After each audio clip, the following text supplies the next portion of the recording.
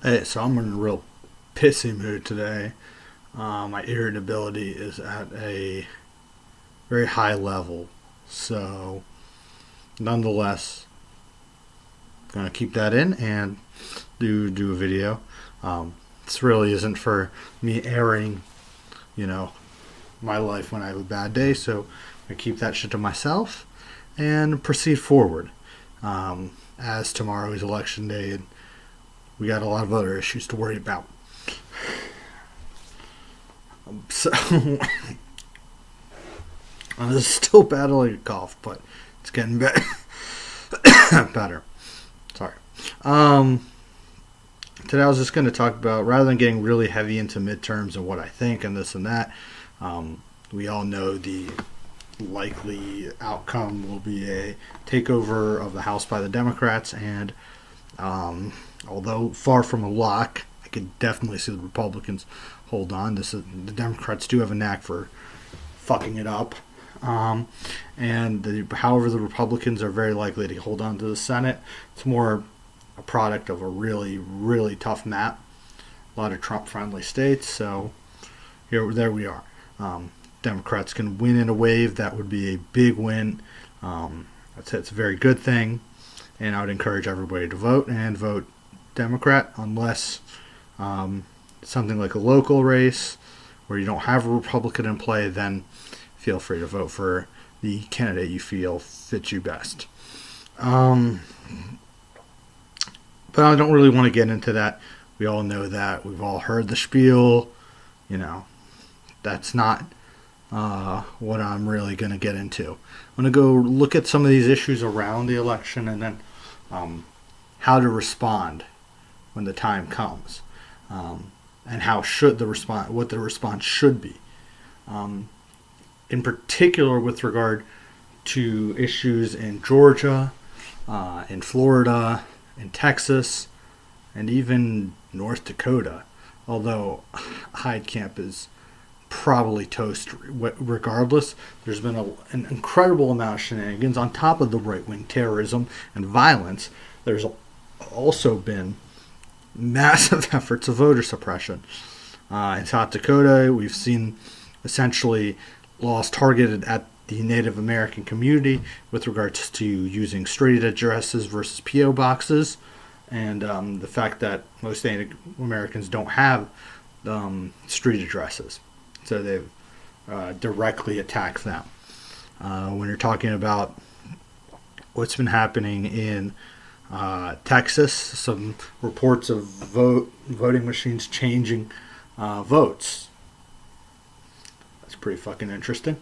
And then what we're seeing in Florida with a lot of bigotry and racism, and that's always had voter suppression.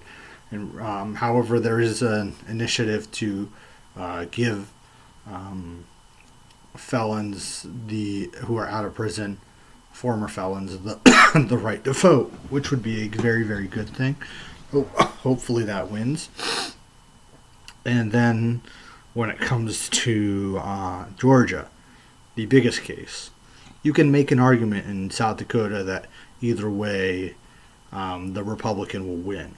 You can even make an argument of that in Texas, where you have Beto O'Rourke, while having a good shot, the decided underdog against everybody's least favorite person on earth, Ted Shitface Cruz. So you can make arguments there. On the flip side, you can't make that argument in Georgia. Georgia is a very close race. Extremely tight. Could well go to a runoff, actually, if neither candidate hits 50%. But what you have is the Republican candidate is the Secretary of State. This guy is a well-known white nationalist, or at least he hangs around. Sorry, let me rephrase. Maybe he's not. I don't know, but he acts like one, and he hangs around with a lot of white nationalists. So this guy is a friend of the Ku Klux Klan. He's a friend of Nazis. But it's a very close race. But as the Secretary of State, he's in charge of the elections. And what is he doing? Sorry, I'll keep that to a minimum. He is purging the voter rolls. Highly disproportionately, those voter rolls are people of color and young people. And he is basically encouraging them to reject as many ballots as possible. Furthermore, you have in Kansas, which is another one I forgot, the Secretary of State is also the Republican gubernatorial nominee, and it's not just anyone, it's Chris Kobach, who is the leading voter suppression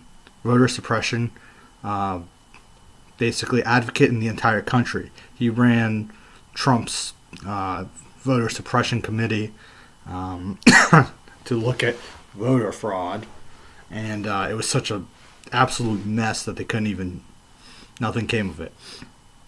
So he's also in a close race. So all this is what I'm basically saying is, if you see Republican narrow victories in these states, particularly Georgia and Kansas, and to some extent Florida, the Democratic Party in these states should just say it. The Republicans stole the election. It was a stolen election. They cheated and purged enough voters that they could get a victory. Moreover, they should act, particularly with Georgia. What should happen is a boycott of the state from an economic standpoint, not like the boycotts you think of, like what they do to a lot of other countries, where basically it's starving the population. Just hit at the economy, and encourage all workers in Georgia to go on a general strike. I would actually advocate for a general strike nationwide.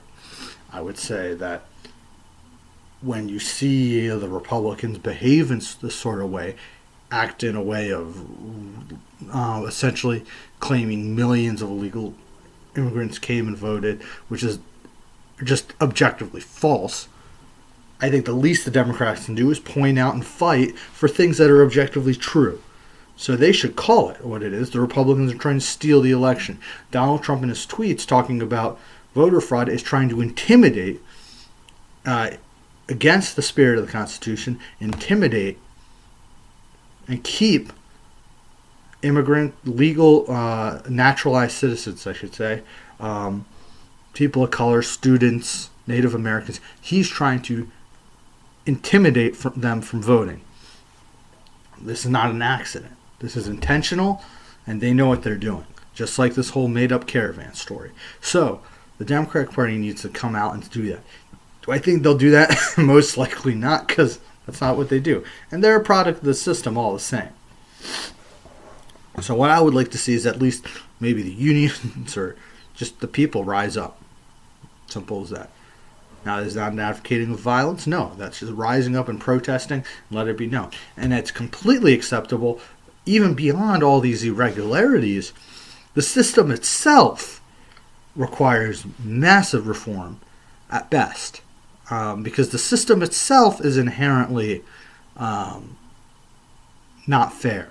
It's inherently bigoted. It's inherently classist. The system itself is the current state of voting we have is flawed, and people are shocked when you say it, and it really shouldn't be that fucking shocking. Sometimes things don't work, and we got to fucking fix it. What worked in 1776 may not work now. I know that's not historically accurate to say that far back, but I'm just making a point. It doesn't work. So, I mean, when you're putting a motherfucking election on Tuesday, and it's great that some states now have early voting. That's great. I hope I continue to see it. But when you're seeing on a Tuesday, primarily during work hours, oftentimes these polls are places that people can't get to. There's a whole process with registration. Some employers, if it's poorer working people who are working long hours just to feed their families, their employers won't let them out. The system itself is flawed. It's undemocratic, essentially, is where I'm at. So, if the Republicans, on their draconian policies and on their voter suppression, on top of the inherent suppression of the system, win slight victories, then every single person should be who is against them should be out on the street and protesting. There should be 10 million people at least out on the streets. And we should shut the fucking system down. Just say, you know what, we're just going on strike. This is ridiculous. This is not acceptable. And if we do that, there will be concessions that have to be made. I think democracy, the notion of democracy is great. I think the idea of voting is great.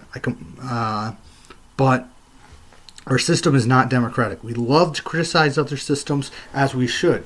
When you look at a place like Iran in 2009, in the Green Revolution, you see we criticize them. And we should have, because they rigged the vote, in my opinion. Not everyone will agree, but that's what I see. They rigged the vote, and that was not democratic. But what happens here? You know, I agree. We'll call out issues there. We'll call out issues in other countries if it's a bad election. Totally support that. But let's get our own shit here. We should have freaking election monitors here too. Because look at the stuff going on. Ever since, particularly after the Supreme Court struck down the voter rights on pre-clearance, making sure states would be able to have to clear their rules with the Justice Department. Now it's a Wild West, and I mean, look no further. Georgia is the clearest case. After all this bullshit that Brian Kemp's been doing down there, he now is opening an investigation against Democrats. This is blatantly political. This is blatantly undemocratic. And even if you don't like you already don't like voting and you think the candidates are the same, whatever, this should be the message to you that voting matters. And moreover, if the vote doesn't come out, we call it what it is, a stolen election. This was robbed. And this should be a catalyst for change, not necessarily through the ballot box, but in the streets. Because it's very clear that I hope everything works out, but, you know, win or lose, electoral politics is only part of the answer. Much of the answer is going to have to come out through organizing. And just look no further than the system, the Electoral College. The fact that we don't have voting be a national holiday, or at least on a weekend. We've put in place these. Granted, these were done a long time ago, but nowadays these regulations are there, and it makes it very, very hard to vote. I couldn't go up and vote in person. I had to do a absentee ballot. And who the fuck knows if it's getting counted? But I can't drive 2 hours and then 2 hours back. Not going to work. So this is where we're at. We do not have a democratic election system, and we need to call that out. So that's all I got today. We'll see what happens tomorrow, and I'm sure after it's done, I'll do in the next few days a post-election show. But yeah, keep an eye on what happens, and